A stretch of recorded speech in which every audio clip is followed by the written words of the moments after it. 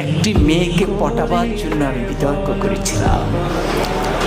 কিন্তু আজকে তোমরা এসছো, কেউ প্রধানমন্ত্রী হবা, কেউ হিলারি হবা। কি ভয়ঙ্কর মিথ্যা কথা! কারণ আমি একটি মেয়েকে শুধু পটাতে চেয়েছিলাম।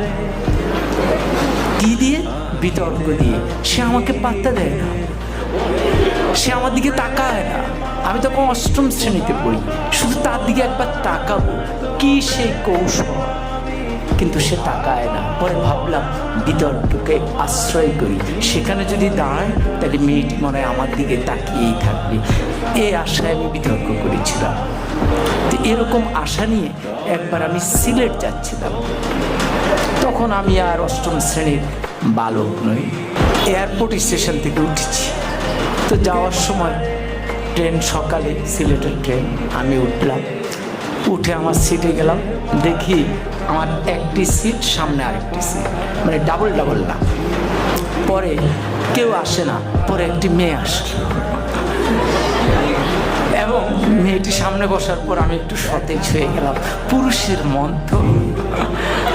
পরে মেয়েটি দেখলাম সাদা গাউন পরা, আমি বুঝলাম সে সিলেট মেডিকেল। তাহলে ভাবলাম যাক, মান সম্পন্নই হয়েছে।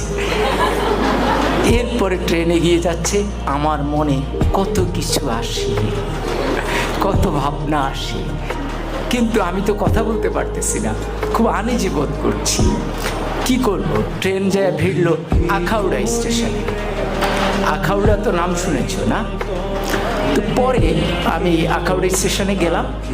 যাওয়ার পর হঠাৎ আমি তো মেয়েটার দিকে তাকানোর চেষ্টাই করি, কিন্তু মেয়েটা করে কিনা আমি ঠিক বুঝি না। তো হঠাৎ করে একজন আসলেন, এসে বললেন, ভাই লাগবে? আমি বললাম না, আমার তো খেয়াল ওই মেয়েটির দিকে। এরপরে উনি একটু দূরে গিয়ে দাঁড়ালেন। এবার আরেকজন আসলেন, উনি এসে বললেন লাগবে? আমি বললাম না। এবার উনিও গিয়ে দাঁড়ালেন, কেউ যাচ্ছেন না। তৃতীয় একজন একটু মোটা, সে আরেকটু ধমকের সুরে, লাগবে? আমি বললাম না। এরপরে চতুর্থ জন আসলেন, উনি এসে বললেন, ভাই লাগবে তো? আমি বললাম না না। এখন এই যতবার লাগবে বলে মেয়েটি ততবার পলকে পলকে আমার দিকে তাকায়। এখন আমি ঠিক বুঝতেছি না কি লাগবে, কি বলে। পরে আমি একটু উত্তেজিত হয়ে চারজনকে ডাকলাম, কি সমস্যা, কি লাগবে? আপনারা চারজনই আমাকে ঘিরে দাঁড়িয়েছেন আমার জানালার সামনে।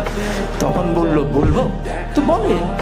বললো, ভাই আমরা হিরোইন বিক্রি করি, আপনাকে দেখে মনে হয় দারুণভাবে আপনি হিরোইন ছিলেন। ফলে যেই মেয়েটির কাছে আমি এয়ারপোর্টের সামনে নায়ক হয়ে উঠলাম, আখাউড়ায় হয়ে গেলাম হিরোইনসি, বাকি সময় আমি আর তার দিকে ভুলও তাকাইনি। কিন্তু মেয়েটি ওই হিরোইনসি বলার পর যে মুচকি হাসি দিয়েছে, সে হাসিটি আজও আমি ভুলিনি।